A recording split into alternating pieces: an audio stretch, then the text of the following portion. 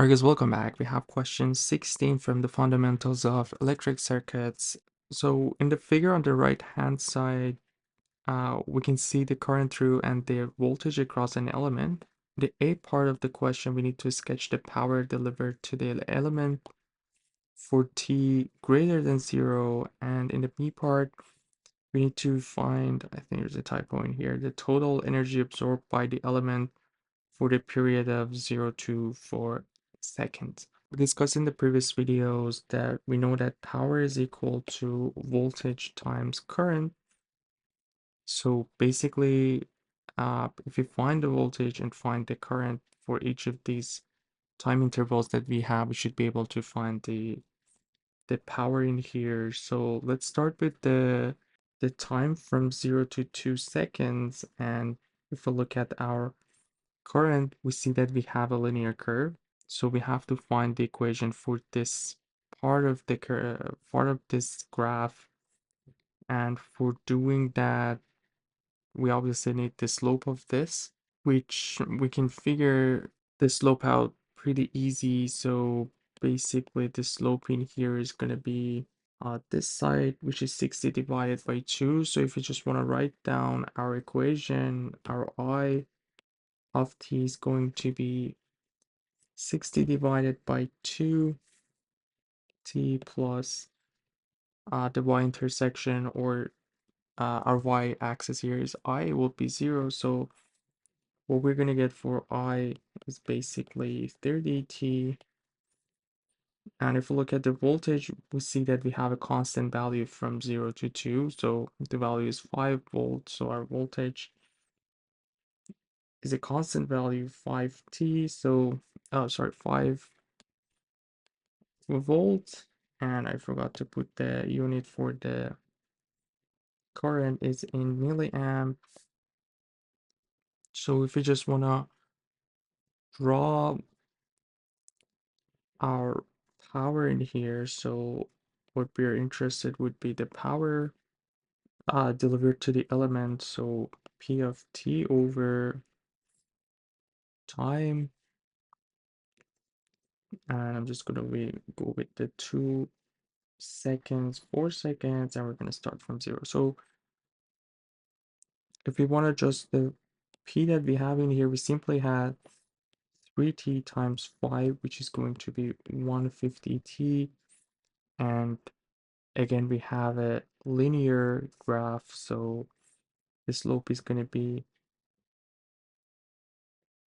this time 150, which means the max power that we're going to get in here would be 300. And since our just gonna put unit in here instead of t. So since the current is in milliamp and we have voltage in volt, so this is going to be in milliwatt. So that's for that time interval from 0 to 2 seconds. Let's go from 2 to 4. Let's see what we have. Our I of t is going to be, first of all, it's going to be starting from 60. So now our y-intersection is actually not 0 anymore. So it starts with 60, but we have the same slope. The only difference is the slope is negative now. So again, minus 60 divided by 2t plus our starting point, which was 60. So our I in here would be minus 30t plus 60. And if we look at our voltage, it's also negative, so we're gonna have a constant value of minus 5 volts. And here again we have milliamp. So if we just want to find our power, we're gonna have again 150 t minus 300 in milliwatt.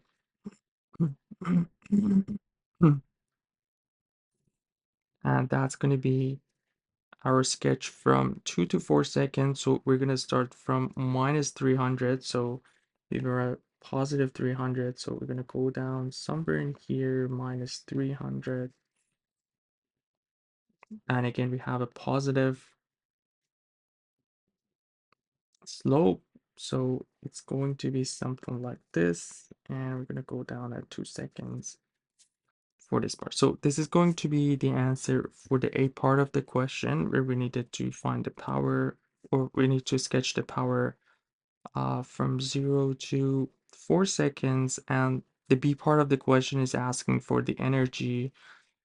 And for that, we know that our power is the derivative of the energy with respect to time. So basically our energy would be the integral of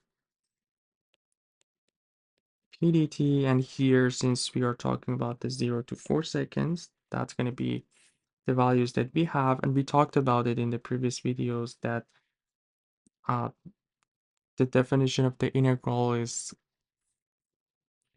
basically the area we have under the curve. So if we look at this, we have this right triangle, and we're going to have exactly the same right triangle in the negative. So the sum of these two is going to be 0, because we have two same values. One of them is positive, the other one's negative.